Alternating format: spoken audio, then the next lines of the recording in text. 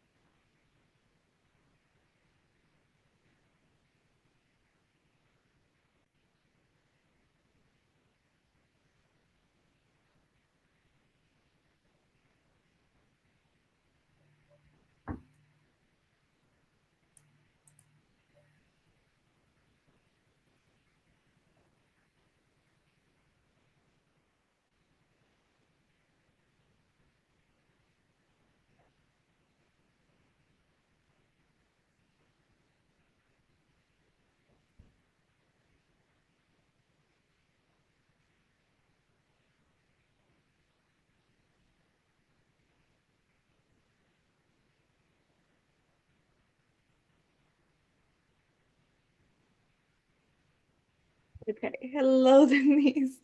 We finally. Hi. How's it going so far? Good, good. I think we have two people maybe who joined, if I'm looking at this right.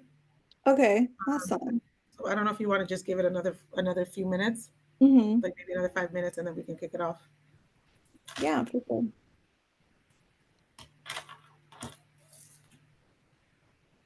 Can you remind me how to pronounce your last name? Pachuca. Pachuca. Okay. Just making sure I don't want to mispronounce it. It's okay.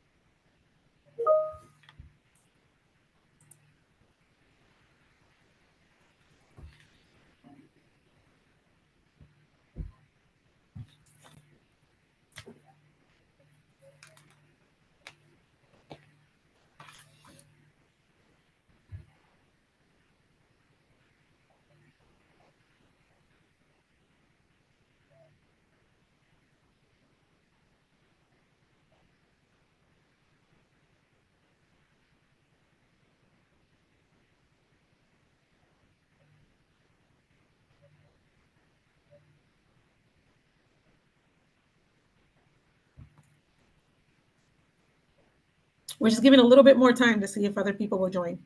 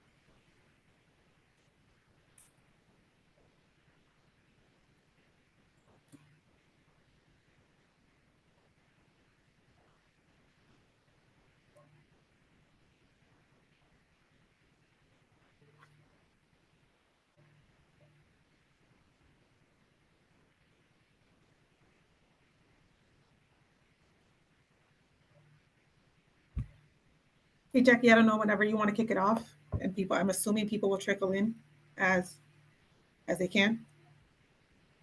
Yeah, totally. We can totally start right now. Okay, well, hello everybody. My name is Jackie Chavez, and I'm the Wendell Weeks More intern here at the Women's Foundation.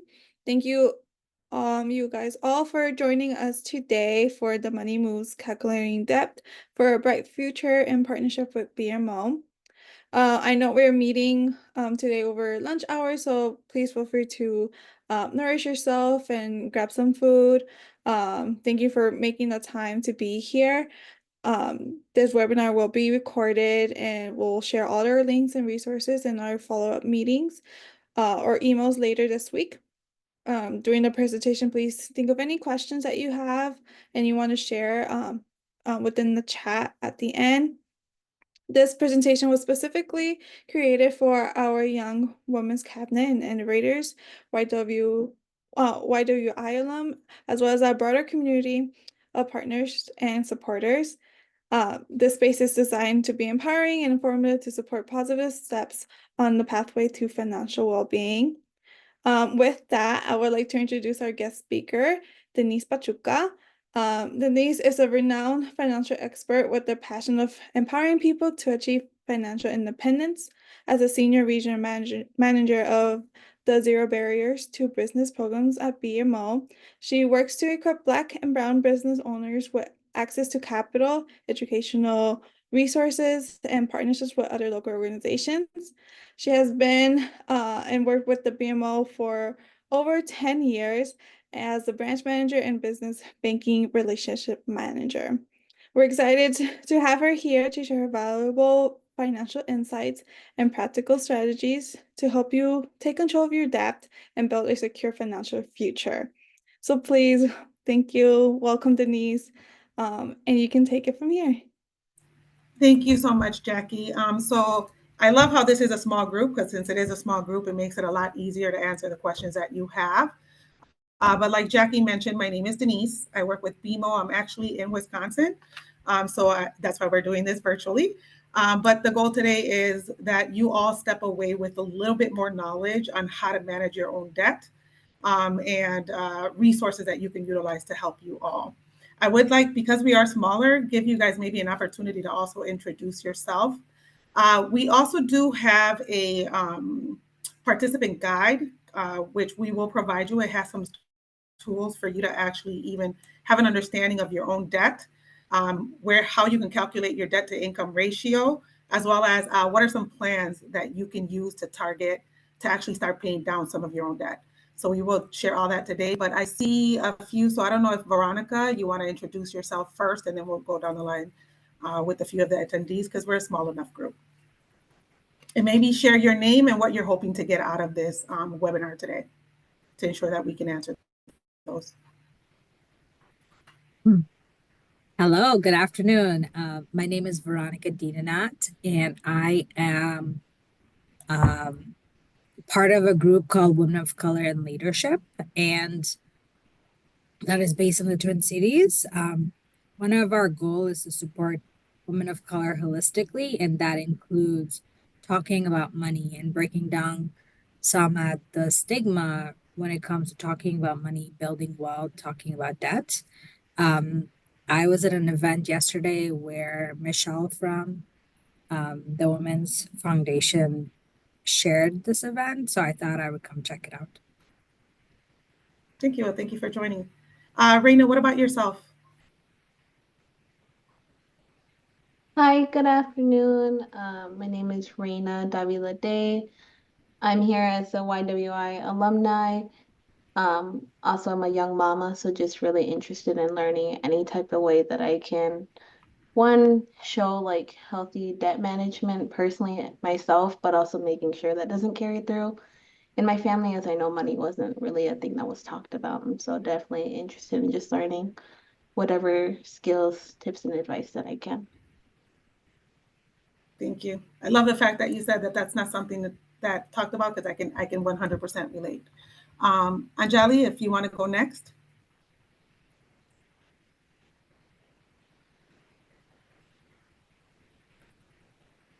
Okay. Hello. And for those of you who didn't see it, Jackie just dropped the participant guide for you guys in the chat. But go ahead, Anjali, if you want to go ahead. Can you hear me? Yes. Oh, Hi, I'm Anjali. I'm a student at the U of M and just excited to learn more about personal finance and budgeting. Okay, perfect. So I hope that with all the information we are going to be sharing today, that definitely your questions are answered. As that is the goal. The goal is to provide you and empower you all with just some resources to help you each manage your own individual finances. So I don't know if you want to go to the next slide for me, Jackie.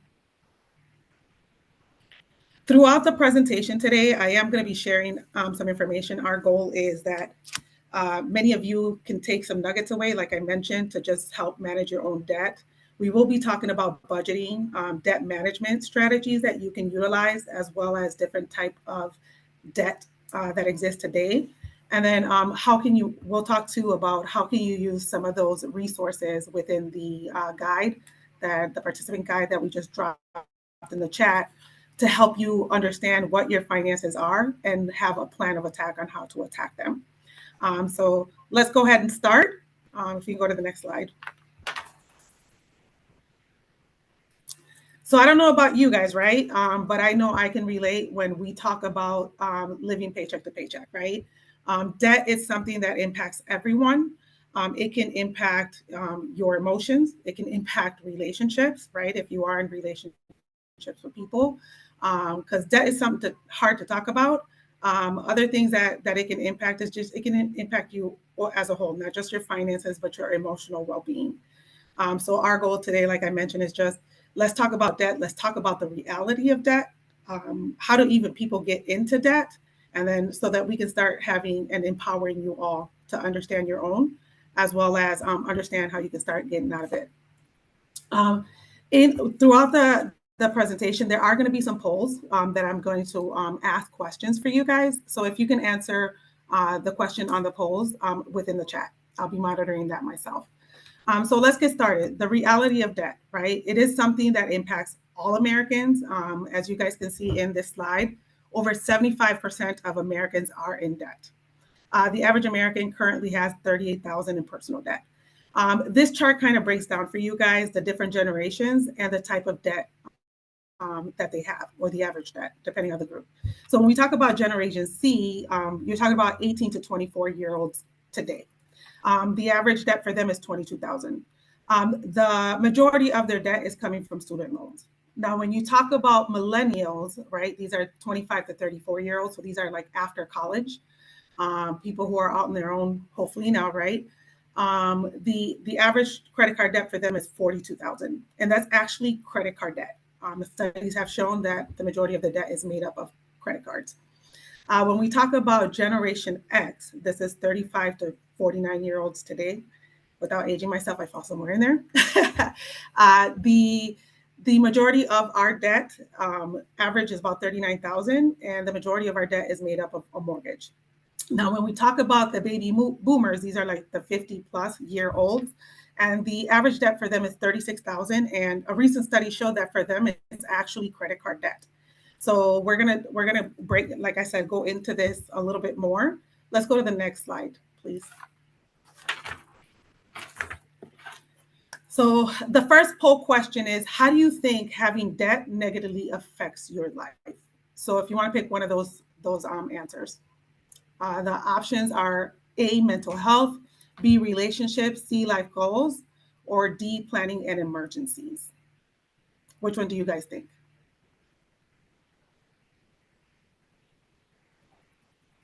All right, so I saw some answers for C from some of the ladies. So the truth is that it can impact everything, all aspects of your life. 21% of people actually say that debt has caused them household tension, so like relationships, right? 31% of the people that we polled say that it has impacted their health. About 15% of millennials say that they have actually held off on getting married and buying a home because of debt. So they're pushing off things that they would have done sooner because they want to ensure that they get out of debt first. So again, overall, this can impact the ability to have a down payment for your house, or even some plannings as you think about your future, right? So the only solution to debt is having debt management. So that's what we're going to talk about next. So if you want to go to the next slide. So what is debt? Debt is the amount of money that you owe a person or a bank or an institution for a service or product that you are looking to do with them, right? So for an actual service. So now let's talk a little bit more about the different types of debt. Because there are many kinds, right? You're talking about credit card, mortgages. I think you went back. You want to go forward? Yeah. Medical bills. So there's a lot of different sources where they can come from. So when we talk about debt, right, what is the interest? The interest is what you're really paying, or the cost of borrowing money, or the fee to a lender, whether it's an organization, a CDFI, whatever that is. Again, CDFI is a community financial institution, because I know that they also have opportunities for you to borrow from them. So this is like what you're paying. Now, when you're considering loans, right, actual loans that you're paying interest on, you always want to look for the lowest interest rate, because this is the lowest amount that you will pay for what you're borrowing. Now, another way that you can make interest is when you invest money. So this is think of yourself almost like you're the lender. You're the one providing your funds so that they can be borrowed to someone else. In those cases, you do want higher interest rate, because this is a higher interest rate of return for you. Now, when we look at loans itself, there's different types of loans that exist, right? Some of them have a fixed interest. Fixed interest means that the payment will not change. The term, many times it can have a term. So, if you pay every month by a given a certain amount every month, the exact same amount, that pretty much at the end of the term, the loan is paid off. And another type is variable. So this fluctuates depending on what prime rate is. So it can go up and down. So when you think about a fixed rate, I'll give you guys an example. A mortgage many times can have a fixed rate. A car can have a fixed rate. When you think about variable type of lending, this applies more to like maybe a credit card, something that will change, and the rates will change depending on what the rates are through the federal government.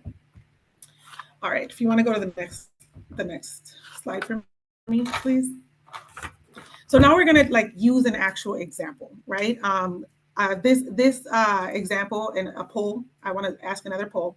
So in this example, Ralph needs to get his roof fixed for his home. And he's made the decision to use a credit card to pay the $3,000 cost. So my question to you is, if Ralph makes a monthly payment of $50 per month on his credit card, which has a 17% annual percentage rate, how long do you estimate it will take him to pay off the $3,000 of this roof repair? Your answer or options are A, 135 months, C, 11 months, B, 35 months, or D, 95 months. So what do you guys think?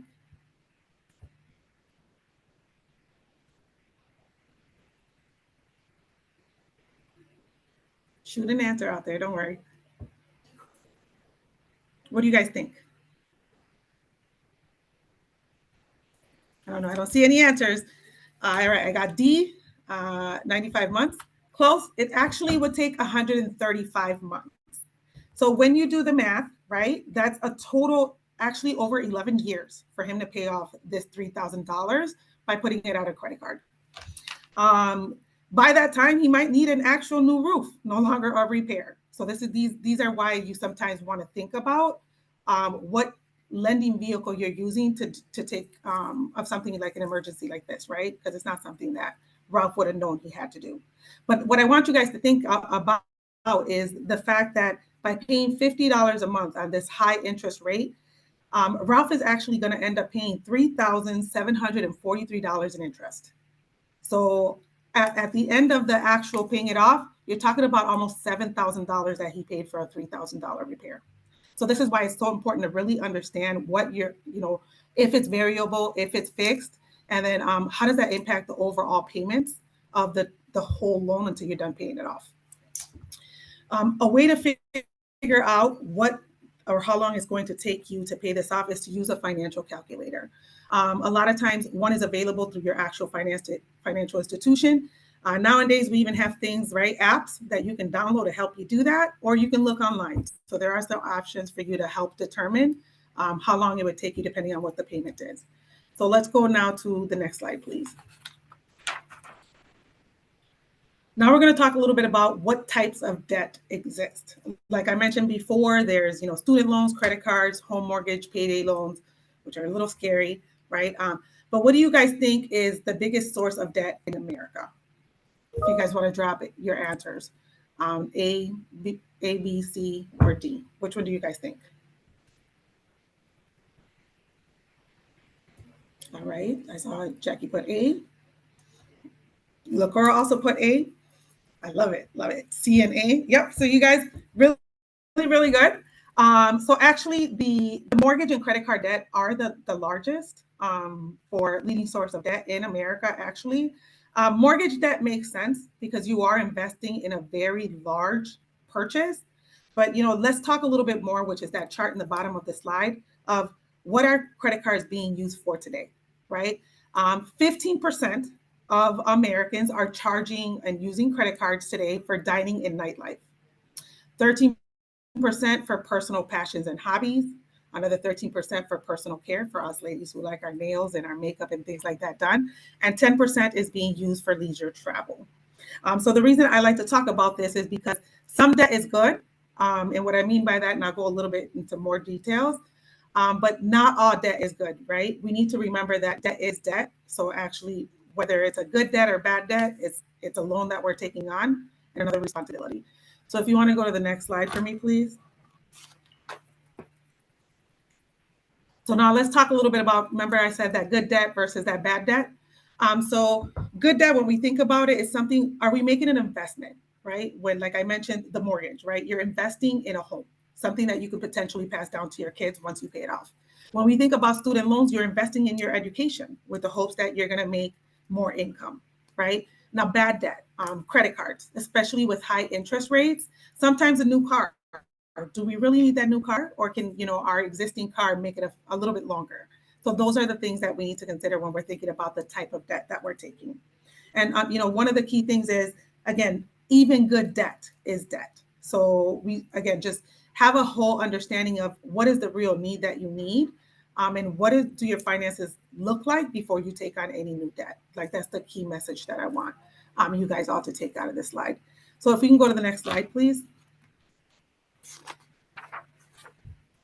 All right, so now we're going to talk a little bit about debt to income ratio.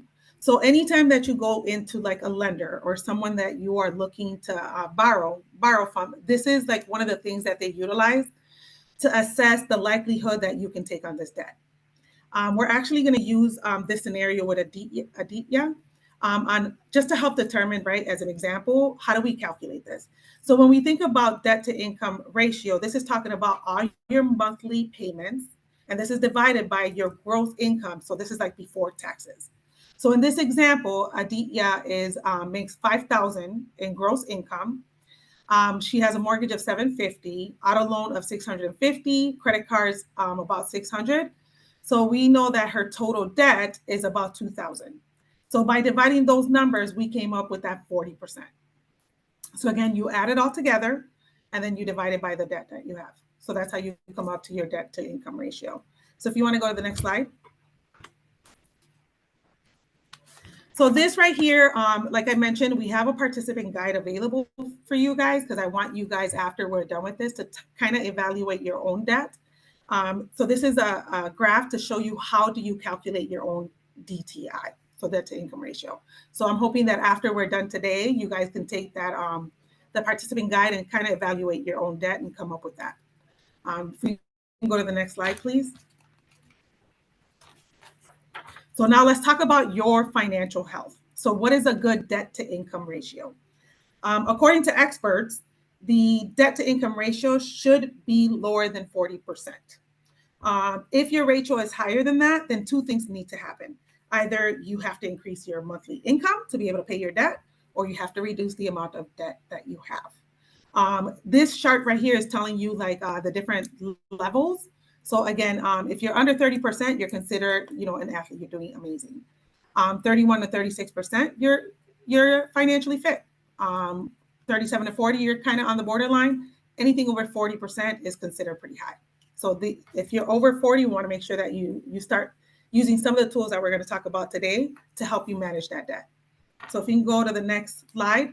The only thing that you can really do, right, to help your situation is to create a budget. Like, there's a lot of wants and a lot of needs that, that we have. But let's start thinking about, like, what is this budget and what is a rule that we can create within our finances to ensure that we are limiting how much we're spending sometimes on some of the things that we want and don't necessarily need. So creating a budget, when you are looking to create a budget, one of the rules that a lot, again, this is not the only way to do it, but one of the rules that experts say to follow is the 50-30-20 plan. It's the guiding principle. So what this is 50% of your income going to the needs, so things that you actually need, 30% to your wants, and 20% going to either savings or debts that you're trying to pay down.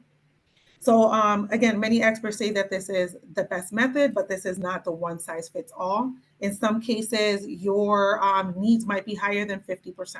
So again, you just have to take a look at that and see how maybe you can might have to increase the income or might have to reduce your debt to help you with that. And maybe reduce some of the wants that you have. So if you can go to the next slide, let's talk a little bit more about this. So how do we calculate how much we're spending?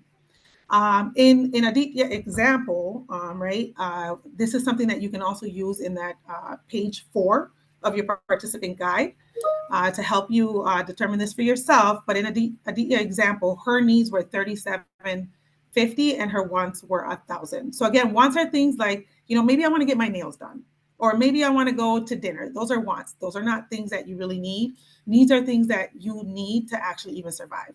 So, right, we know that you have to live somewhere, so you have to pay rent. We also know, or if you're a homeowner, you have to pay a mortgage, right? That's more of a need than it is a want. So helping determine what those are, especially when you're writing down your own expenses, for you to write, like, what is a need and what are things that you just do because you want to do them. So as we think, again, the 3750 rule, for Aditya examples, when we look at it, she's actually 75% of her income is going to the actual needs. 20% is for her wants, and 5% is all that she has remaining. So in this example, we have determined that she needs to kind of look at what are her expenses and come up with a strategy to start paying some of that down. Again, we want that 20% to be more towards saving and additional debt. So we're just going to take a little bit more deeper look into this. Now, if you want to go to that next slide for me, please, Jackie. So now we're going to talk a little bit about how does debt affect your credit score, right? That's a big component when you're looking at your overall finances. So now I have another poll for you guys. What is the most important factor when you're determining your credit score?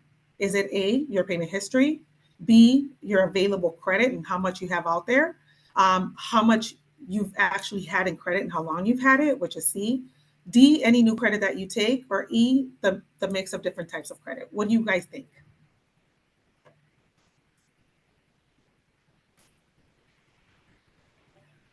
Do not jump to the answers. All right, if you guys said B, of course, at all. So actually, the most important one is your payment history. All of these do impact your credit score, but when lenders or anyone is looking at your credit to potentially borrow you money, what we're looking at is how well you're paying your current debt, right? So that's the most important one. So if you're having a lot of debt, it can send red flags to lenders on the likelihood that you can take on the one. So if you want to go to the next slide for me, please. All right, so let's talk a little bit more on how do you, who even has access to your credit score? So as you can see on this slide, pretty much everyone, right? Anyone that you're looking to do a lender and do a loan with, whether again, community financial institution or even a bank, we are going to look at your credit score. But more than that, because nowadays, even when you want to rent, a landlord will look at it. Cell phone company will pull your credit. Those are considered soft pulls, but they will utilize that to determine what services they're going to provide you. So sometimes they might offer you something a little bit higher if your credit score is not that good. Or if you are looking to rent and you're competing against other applicants for that same home, they might go with the person who has a higher credit score because they view that as someone who more likely can afford to continue to make the payments. So those are some of the things that you want to take into account in respects to your credit score. So if you want to go to the next slide for me now, Jackie. Now we're going to talk a little bit about what, and I'm going to actually go through this example on how does credit score impact your rates that you get on different types of loans. In this example specifically, Min Ho as well as Javier both purchased a $300,000 home. They both gave a 20% down. In the case of Min Ho, he got a little bit of a higher interest rate because his credit wasn't what was considered perfect. Now, Javier, on the other hand, was able to get a 1% reduction in the credit score because he had a very strong credit. What this does when you look at the overall of the loan, the difference in payments, interest payments, so this is again the payment over the entire loan, for Javier, it's $2,400 a year on a $300,000 loan. So this will provide him that flexibility of $2,400 that he can use towards additional debt or even towards saving, right? So it will give him flexibility. And you're talking about that over the whole 30-year term, that's $60,000. So this is why it's so important that you, if you're not quite there today, that you start looking at how do you improve your credit so that you can have that higher credit score. Because overall, as you can see in this example, it can impact how much you're going to pay over the long term of any loan that you do. So if you want to go to the next slide for me, please. All right, so now let's talk a little bit about savings and that 20% that we want to put away potentially, or use that to recover from some of the debt that you have. So when you are looking to how do you distribute this, there's an actual order of how it's recommended that you do. So the first one is to create an emergency fund with 3 to 6 months of living expenses. And the reason for that is if another emergency comes up, this is the funds that you should be using rather than taking out a new loan to take, to cover whatever those emergency might be, depending on your situation.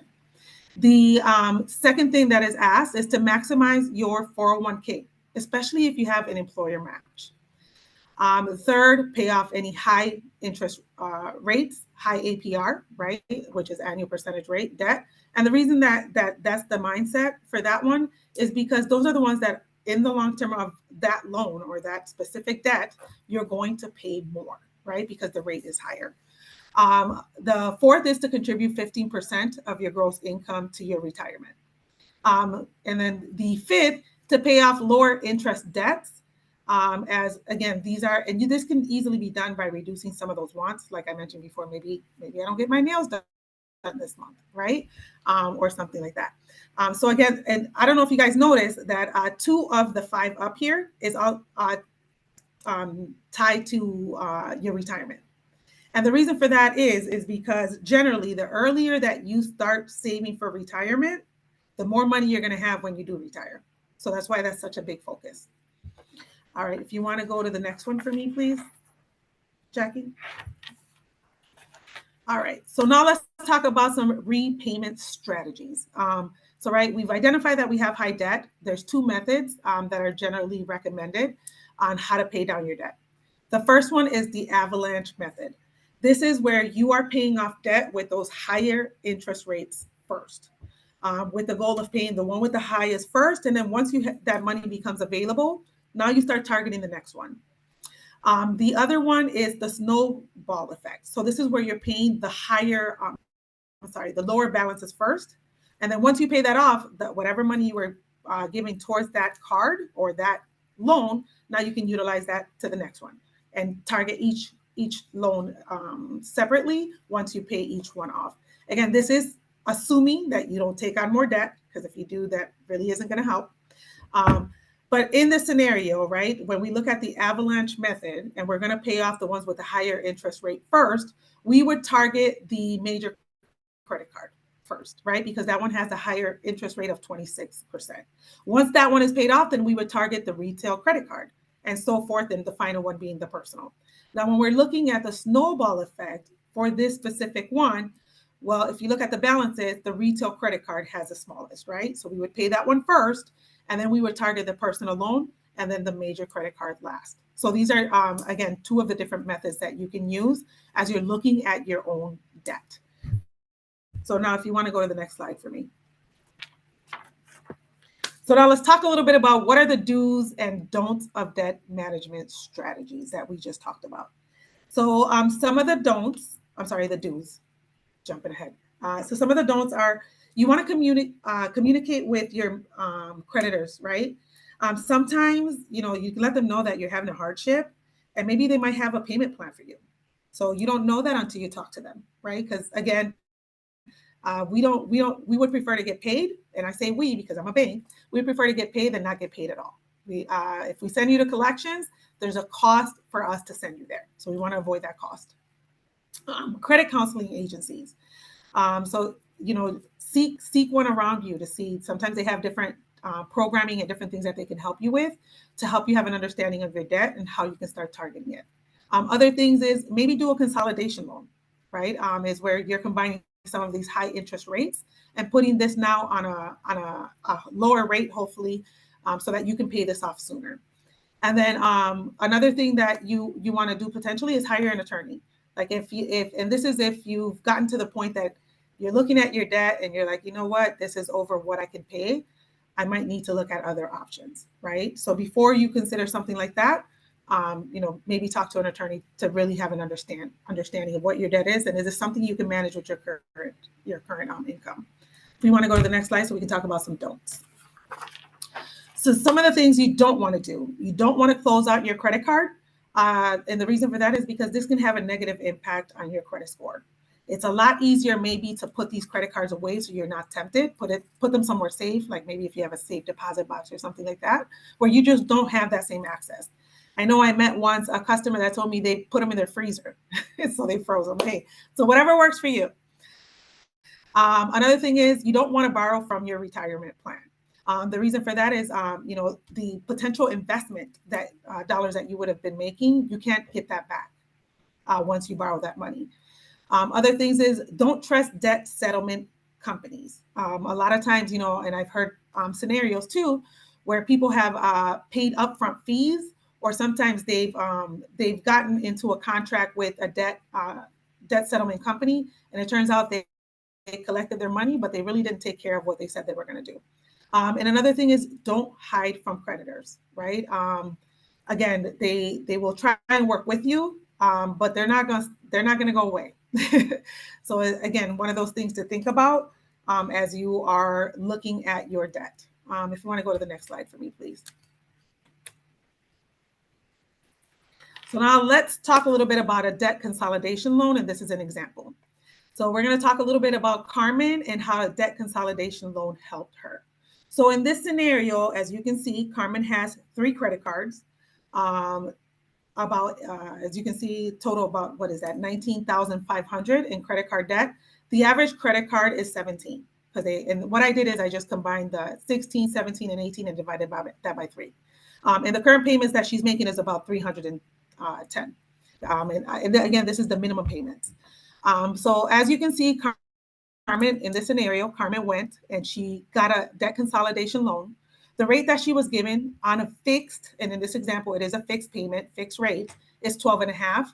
The balance is still at $19,550, but the minimum payment that she was given is $349. In this scenario, Carmen knows that by paying the $349 for a total of 7 years, she will have this paid off. Now let's go back to the credit cards. What if Carmen kept paying, the minimum amount until it got paid off? For credit card A, if she continued to pay the $65 per month, it would take her a total of 173 months to pay that off, and cost her a total of $7,195 in interest. Now for credit card B, it would take her about 19 months, and she would pay $113 in interest. Now for credit card C, as you can see, paying $225, it would actually take her 206 months, and she would pay on top of that $15,000, she would pay $31,230 in interest. So that's the difference on a credit card, making those minimum payments versus a consolidation loan, which would help her, pay this off sooner, as well as pay less in interest. All right, if we can go to the next one. So now, when can you pay your debts, right? Like I mentioned before, a lot of Americans are overwhelmed. About 35% of adults currently owe anywhere between $5,078 or even more. And in 2019, there were more than 750,000 bankruptcy filings. So I wanted to bring this up because what happens, right? When we do get in debt, collections will start. So what can you do to help yourself if you are in that situation, or if maybe you're considering bankruptcy? So let's go to the next slide and talk a little bit more about that. So debt collections, right? There's some things that you should know. This does affect your credit score, right? Especially if they report it. It can stay in your credit for up to 7 years. Debt collectors can actually sue you, which may lead to wage garnishment. It could lead to liens on your property if you have a home. Could lead potentially to foreclosure or repossession if you have a car or you own a home. But there are things that you can do to help yourself and to be better informed. So there's some things even that are put in place by the Fair Debt Collection Practices that you should know. So one of them is debt collectors cannot call you before 8 or 9 p.m. at night. They also cannot call anyone except you and your spouse to talk about the debt that you have. Other thing is they cannot harass you, abuse you, or even threaten you. They cannot misrepresent what it is that you owe them. They cannot use lies or deception to get you to make the payments to them. So if you're thinking, that a debt collector is violating this law, you do have things that you can do. So you can actually file a complaint with the Consumer Finance Agency, Protection Bureau, or your state's Attorney General's office. So you can file a complaint. If collectors are calling you, you don't know what you want to do, or you're not sure what you can do about your specific situation, you want to consult an attorney just to assess, again, what's going on and what options do you have. But a word of advice is try to communicate with debt collectors through emails or even text or something written so that you have a paper trail, a way to protect yourself. And the actual CFPB has helpful templates. So that's that bureau that I mentioned. They have templates that you can use right on their site. If you want to go to the next slide for me. So now we're going to talk a little bit about bankruptcy. As you can see here, bankruptcy can help give you some financial fresh start, but it's something that is a serious step. So you want to make sure that you're taking this lightly. Two common types of bankruptcy, as you can see on here, is Chapter 7 and Chapter 13. So Chapter 7 could take anywhere to 3 to 6 months to discharge a debt. When you file Chapter 7, you almost have to prove that you cannot pay this debt back. It may be an option, again, for people who don't have assets or anything that they can sell to remedy the debt that they owe. Now, when you look at Chapter 13, this is a little bit different in the sense that it's more that you go like on a payment plan to actually be able to pay this debt back. Some of the things you want to consider with respect to bankruptcy, it does stay on your credit report for 10 years. Not everything is dischargeable. So what I mean by that, student loans are not dischargeable. So they might be able to freeze them during the time that you're in bankruptcy, but again, you might have to then start that back up with payments once your bankruptcy is discharged. And then in some cases, you might be forced to liquidate your assets. So if you're a homeowner, potentially you might be forced to liquidate that home so that you can pay some of that debt back. So some of the things to consider. If you want to go to the next slide for me, Jackie. So again, this is in that financial worksheet in your participant guide with my hopes that you all go back and actually start looking at your debt. So this is something that you can use to help you understand, what debt do you have by capturing your minimum monthly payments, what are your total balance and those interest rates, so that once you figure out what is the debt you have, what approach do you want to use to pay that back? which we discussed previously, I think about 4 or 5 slides ago. So again, I hope that you all utilize this information to go back and just take a look at your own financial situation. If you want to go to that next slide for me. So this is, I threw this on here, a QR code if you want to have more of a one-on-one conversation with BMO on what options do we have to help you manage your debt, as well as different tools. Feel free to connect with us using this QR code. And then once you do that, it's going to take you to a BMO site. You're going to scroll down where it says Let's Connect, and you fill that information, and we can reach out to you one-on-one to have a conversation about your specific financial situation. Now, if you want to go to the next one. So we gave you some tools, right? So hopefully now go back and take a look at your own situation and determine where's your debt to income ratio. What are the different types of ways that you can target to pay down your debt? Again, whether that's the avalanche or the slow payment method.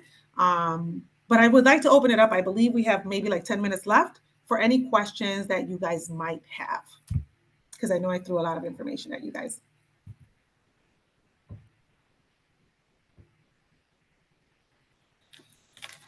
I'm hoping that we answered the questions that you guys had, but I don't see any questions. If anyone has any questions at all.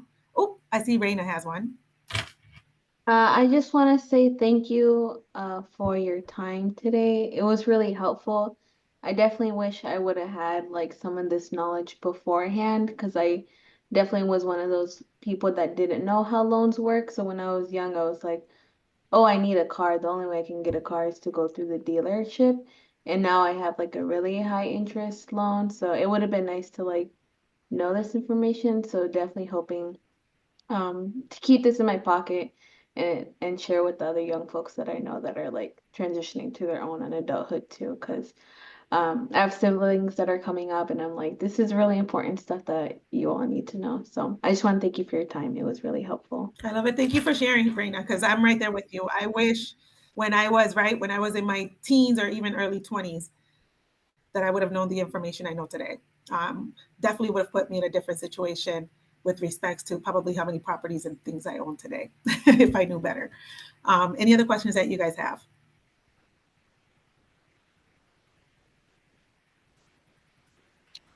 I can have a question. As a college student right now, it's just hard to like manage money, and it's always like you're too broke in college. So there are still responsibilities in life. So what advice would you like give between that, like somebody that's trying to like save up money, but also like there are some needs that you have to pay, or I know I have a card note that I'm paying as well. So how can I truly balance everything and still get what I need? My first thing that I would give, and thank you, Jackie, for being vulnerable and answering, even sharing this information. The first advice I would give is take a look at like we did for those examples. Like, what is your total income that you're bringing home, and then break down what are the things that you actually have to pay, right? Like if you have, like you mentioned, your car. If you have a student loan that you're paying, I don't know if you're doing that yet or if you're in deferment, like write down what those are. And then start thinking about what are the things that you're doing that are more of a want. And do you really need to have that? Because I feel like, especially as women, there's a lot of things that we like because we're like great spenders, but do we really need that? And then if you, another thing is take a look at your credit. How's your credit today, Jackie? Is there an opportunity for you to work on it where maybe you might be able to refinance your vehicle and get a lower rate? Because I believe Raina said she had a higher rate on her car. The better your credit score, the better your opportunity to maybe refinance and lower some of those existing rates to a more manageable rate, which again, overall will impact the payment that you're making and the long-term interest that you're paying for the loan itself. So I hope that's helpful, but I would say definitely start by using those tools. And if you want to have a one-on-one conversation, I'm always happy to do that. I see that LaCora also has her hand up. Thank you. I do have a question around saving. You broke down like income and then like 50% of it, 15% of it should be going into like savings or something like that. I'm curious around like, is the like contribution. So you have your gross income, your contribution to your 401k, is that part of the 15%? And like that's separate. It's So a it's really, like, it's a really good question. That's separate. So it's actually 20%. This should be funds that you have as emergency funds. So this is like, let's say, and I can give you guys an example. Let's say you lose your job, right? And it might take you a month or 2 months for you to get, you know what I mean, to be able to get a new job. You want to be able to cover those needs for the up to 3 to 6 months for you to be able to, while you get yourself back back in, a new job. Or let's say, like in the example for the roof, if something comes up, or for you guys don't, it doesn't sound like you guys are homeowners, but like let's say something breaks down in your car, you want to be able to use some of those funds to help you fix whatever came up without you having to take another loan or put that on a credit card or something like that where you're incurring more debt. Does that kind of answer that question, LaCora? yeah, I was just trying to get the breakdown of like, for myself, I'm like, am I putting 15% away? And I was like, okay, wait, I got my 401k, I got my Roth, I got the college fund for the tiny human, the extra payment for the home. But then I was like, do I need to put another, and then I put money into savings, but I just don't know if it was if it was exactly 15%. So I was like, do all of those things Yeah. add up to the 20%, or is it an additional? And I think what I'm hearing from you is it's an additional. Yeah, that's different. So Yeah. yeah, that 20% specifically should be for either, like, let's say you have some high interest debt that you want to pay off. So this, you can use that 20% of your savings to help Yeah. you pay that, as well Yeah. as your emergency fund. Yeah. But I retirement. only, my debt is only this house. So I should have picked that because I was like, Hey, but you're in that age group, remember? It said, and so am I. In the, what was it, Mhm. 31 to 40 Yeah, something? Yeah, that's our largest debt is our home. it's the home. Yeah, I'm trying to pay it down fast. So I was like, well, how do I pay it faster? Something to consider. See if they let you do. I don't know if your financial institution lets you do this, where you do like bi-weekly payments. Oh, I pay an additional on the principal. That's good too. But see if they let you do bi-weekly payments, and by doing that, Oh, it's almost like you're getting an additional payment in a year, which will shorten your term. yeah, yeah. Okay, I'm gonna ask. I sure am. They keep, but the other issue is that they always sell it. So we got to keep track of that. And I'm like, if y'all selling it, can y'all knock down the interest rate? I get a 0.2 off of it if you're gonna sell it. Hopefully, they'll stop selling it because it would make it a little bit easier for you, especially if they let you do those bi-monthly payments. Yeah. Okay. Now this is super helpful. This was amazing. Thank you so much. Thanks. I know for those that are still on, I believe Jackie's going to be sending you guys the video as well as that participant guide. So hopefully you guys can utilize this information to go ahead and assess your own debt and how can you manage it, right? Thank you so much, guys, for having me today. If there's no other questions, I wish you all the best this Thursday afternoon. Thank you, everybody, for stopping by.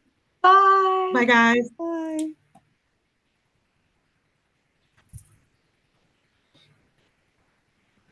Awesome. I think it's just us here.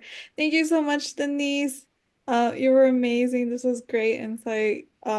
With that's money is just a huge thing, and I still Yeah, think no, about people it. don't like to talk money, but Yeah, we have to. yeah, we But like for do. you guys, I highly recommend a budget. Like take a look and I mean, I've done it myself. I had to look at how much I was spending at food, and I was like, I told my husband, I was like, you know what? I know you don't like Aldi's because you grew up on it, but we will start going to Aldi's because I'm not spending this much at Pick and Save. Yeah, So sometimes that's the conversation you have to have. exactly. And it's just like